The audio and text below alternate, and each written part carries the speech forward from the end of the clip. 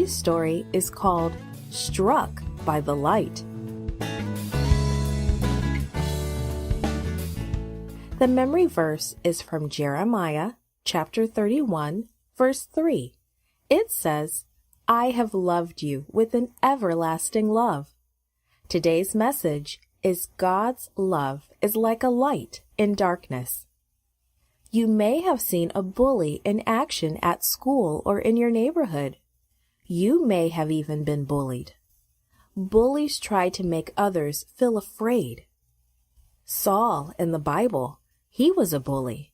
He got the priests to give him power to arrest new Christians, but God had other plans for Saul.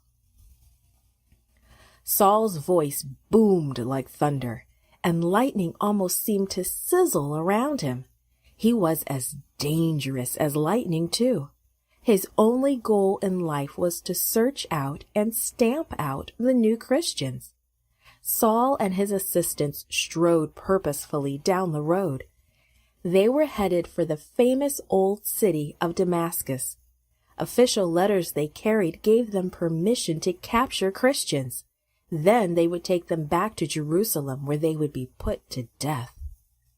The hot noonday sun blazed down on the travelers, but they marched steadily on.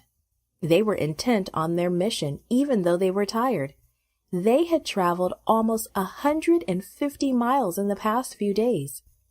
Now Damascus was almost within sight. Then, with no warning at all, in the middle of this very ordinary day, it happened. A beam of light flashed down from heaven. It was far, far brighter than the noonday sun. The travelers fell to the ground in shock.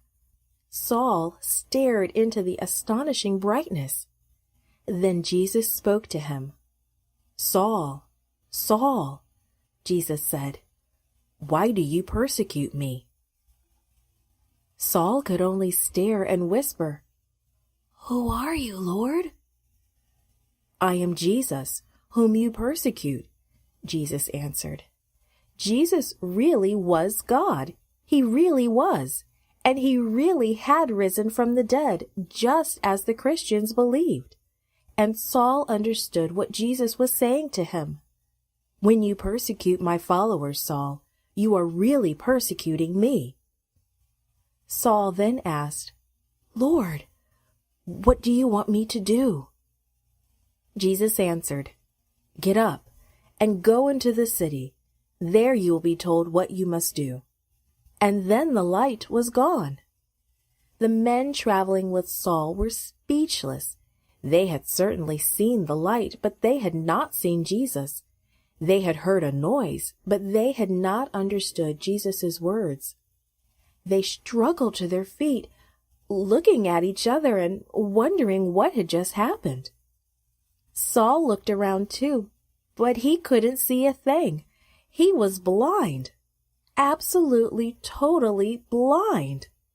He turned his head from side to side. I can't see," he whispered. Saul's friends took him by the hand. They led him down the road to the city. What a strange procession. Only a few minutes before, Saul had been a mighty hunter, eager to hunt down and capture every Christian. And now, he was being led down the road like a little child.